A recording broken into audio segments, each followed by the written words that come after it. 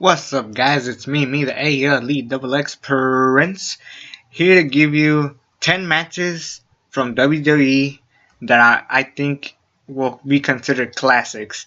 Now, I only put matches from the 2010s, so from 2010 to right now. Also, no NXT matches because, if you look at it, a lot of them could be here.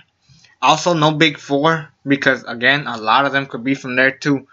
And trust me, I actually did it with the Big Four, and majority of the matches I put were in the Big Four, and I didn't get a chance to show all these other matches that I believe will also be classic. Because at the point when you put it a Big Four match, it's already kind of a classic just for being in a Big Four, just depending on which one main evented, which one went where, and which one stole the show. So I just did non-Big Four and no NXT matches from 2010 to right now. And before I get started, Q&A. A lot of people didn't ask questions, so you guys could leave questions here as well. I'm totally fine with that. But yeah, here are 10 matches that will be considered a classic. I'm gonna give you some honorable mentions before I get to them. CM Punk and John Cena from Night of Champions 2012. The Wyatt family versus The Shield at Elimination Chamber 2014. Brock Lesnar vs. The Undertaker at Hell in a Cell 2015. Miz and Dolph Ziggler from No Mercy this year. And Roman Reigns vs. Seth Rollins from this year. Yes. Matches that will be considered classic, but they just couldn't quite make it to my top 10. And not all of these matches are 5 stars. Some of them are 4 1/4, 4 stars, 4.5, and maybe like 1.5. So, yeah, let's just get started. Coming in at number 10, I put The Shield versus Evolution from Extreme Rules 2014. I didn't put the Wyatt family match because I think the way that the Wyatt family was booked over the last couple years, they haven't been as strong, and it just didn't mesh well to me.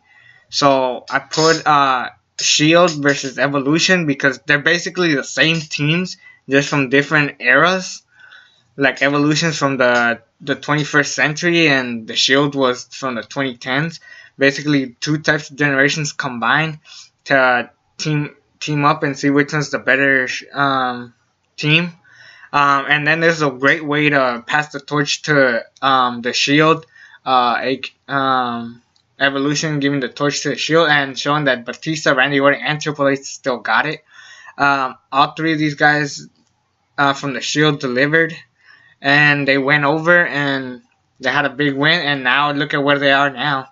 Roman Reigns, US champion, but main evented 2 WrestleManias. Seth Rollins, probably the man, who the first person to cash in at WrestleMania. And Dean Ambrose is currently like the face of SmackDown, so show there that these guys definitely pulled that off, and they did well. Coming in at number 9, the only TV match I have, and that is John Cena vs. Cesaro from Monday Night Raw, July 6, 2015. Yes, John Cena and Cesaro stole the show, and the fact that it was the main event just proved me wrong. And that's not the only reason why I put it, because Cesaro brought his game, and it showed the world that he could be a big star if done right. This is like what people saw in Cesaro. Now, they had previous matches before, but the fact that this time they gave him a chance to main event and almost beat John Cena just shows the passion that Cesaro has brought. And even though he didn't win, he was easily the MVP of this match. If you haven't seen it, go watch it. Probably one of the best Raw matches of all time. It was just an all-out kick-ass match. It was just a really good match. And shoot, if Cesaro won, maybe this match could have been higher for all I know. It was just a really damn good match, and just the more I think about it, the more cooler it gets. Coming in at number 8, we got Roman Reigns versus Daniel Bryan from Fastlane 2015. A guy that people want to push versus a guy that WWE wants. So fans versus WWE, that's basically what this match was. And easily it showed Roman Reigns that he isn't just another guy from the Shield. He definitely improved in this match. It's basically the match that showed us that he could go out and have a good match. Granted, he took out Daniel Bryan, probably the best modern wrestler of all time. But the fact that this match just killed it, it was just such a good match. And yes, you could say Roman Reigns won and people were booing, but people are always gonna remember how good this match was, and I don't know, it was just a damn good match, and I really enjoyed it a lot. Coming in at number 7, maybe the most forgettable match of this whole list, maybe the most forgotten, but for me it was never forgotten, and I feel like years from now, people are gonna talk about it a lot. So with that said, number 7 is The Shield versus Cody Rhodes and Goldust from Battleground 2013. Possibly the best tag team match from WWE in the 2010s by far. You can't really think of any other match like when it's two guys versus two guys. They all just told a great story, putting the Rhodes in place, putting their careers on the line. Dusty Rhodes was there, kind of taking over the Shield, and the whole time you were just hyped for the match. It was just going and going, and you were just hyped. And the fact that Cody Rhodes and Goldust beat the Shield, and Goldust, a guy who's like 40, 50 years old, he can't even move that good, but damn, he delivered it well. He killed it. Cody Rhodes definitely having the best push of his life. And the Shield, again, the biggest heel tag team of that time. And all of them just, again, another great match. That's why I'm saying this match will be a classic years to come. Coming in at number 6, this is kind of a cheating match containing the biggest names in this match, but I don't care. It's Brock Lesnar and John Cena from Extreme Rules 2012. No other match has been like this before. Not from like that I could think of. And the fact that we could still have bloody matches in even the PG era. Brock Lesnar and John Cena Brock Lesnar mainly beating the crap out of John Cena. Yes, the result was kind of goofy that John Cena just beats him with a cane and F you, and that's it for John. But I mean, no other match in this list has been like that, where it's just someone just beating Bruce to death and then still bringing his game, saying, I'm tired of this. After losing to The Rock at WrestleMania 28, John Cena rose above it, beat Brock Lesnar in a match that, again, will be considered a classic, I should say. Coming in at number 5, another forgettable match, but now that I mention it, people are going to remember it. Randy Orton versus Christian from Over the Limit 2011. This is the match that said Christian is the star. Yes, Alberto Del Rio won it. He beat Alberto Del Rio at Extreme Rules 2011, but then again, he did get help from Edge, and Christian didn't really show that he could be his own guy.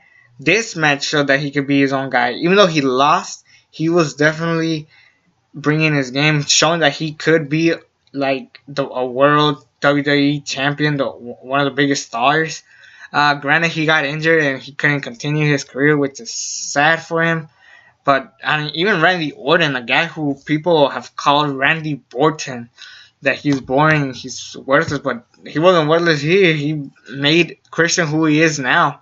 Whenever you think of Christian's best matches, you think of his matches with Randy Orton, particularly this one. Even though their first match was on SmackDown, this one is definitely one where it's like, this wasn't at WrestleMania or SummerSlam. Well, it did happen at SummerSlam, but it was a no holds barred. This was just two good wrestlers, one that's very underrated and one who's already been utilized over the years. Just bringing it and having a good match. And considering that the show was god-awful, this helped the show a little bit. Coming in at number 4, I'm getting a lot of trouble for this because this match actually hasn't happened yet. And that is Sasha Banks and Charlotte from Hell in a Cell 2016. Now, I may be wrong. This match could be a total disaster, and I will always regret putting it on the list. But think about it. When will we ever think that we were ever going to have two women have a Hell in a Cell match? And if they deliver it, then this will by far be a classic. I'm having high hopes for this match. I think it's just gonna be great. The fact that it's in Sasha Banks' hometown, Charlotte being Ric Flair's daughter, everything about this match is just perfect. All I'm hoping for is that the match to actually be good, and it's gonna be great. I hope it's great, and hell, it could even main event the show, so that could ante up the high stakes for women's wrestling. These Sasha Banks and Charlotte definitely have had a feud since NXT, and now they're bringing it to a Hell in a Cell. So even though the match hasn't happened yet, you could still say that this is gonna be just a classic, all-out match, and people are gonna remember it years from now. Just hope that the match is gonna be good, because otherwise I'm gonna just look dumb in this video. Coming in at number 3, Kevin Owens versus John Cena from Elimination Chamber 2015. Now, I know it's kind of weird to put this one since the Money in the Bank one was a lot better. But think about it. This was Kevin Owens' debut, and he beat a big star, John Cena, clean. Yes, he didn't get help from anybody. They basically showed that they have fantastic chemistry, and Kevin Owens beat John Cena clean in his very first match. It's still being brought up to this day that Kevin Owens beat John Cena in his very first match. Granted, he lost twice later, but even those matches were classic. And now look at what Kevin Owens is now. He's the Universal Champion. Now he's going to be in his first Hell in a Cell match against Seth Rollins. Oh, man. I need to breathe. But, yes. Even though the other matches were better, the fact that this is Kevin Owens' debut against John fucking Cena. Who can say that their first match was against John Cena? Yeah, that's what I think. That's what I thought. Coming in at number 2, I put Dean Ambrose, Seth Rollins, and Roman Reigns from Battleground 2016 this year for the WWE Championship. Basically, the Triple Threat Shield match that was built since WrestleMania 30. Think about it. They were teasing Shield to break up, and then they were teasing when this Triple Threat match would happen. It would be in a big 4. Would it be on Raw? Would it be on SmackDown? It was on Battleground. And yes, maybe it wasn't the greatest match of all time, but I mean, this is a match that we've been waiting for since they debuted. You were just waiting for a triple threat match with all 3 guys. Granted, they're gonna have another one probably in the near future, and it'll probably be better because the fact that this one was mainly about who gets the championship, Raw and SmackDown. Still, the fact that this match happened for the first time ever just says a lot about this match. And Dean Ambrose ended up winning, but dang, who knows? Maybe next time Seth Rollins wins or Roman Reigns wins. But whenever the next one happens, even that, maybe if it tops it, that will be considered a classic as well. And coming in at number 1, if you haven't noticed, I haven't put this match in the list.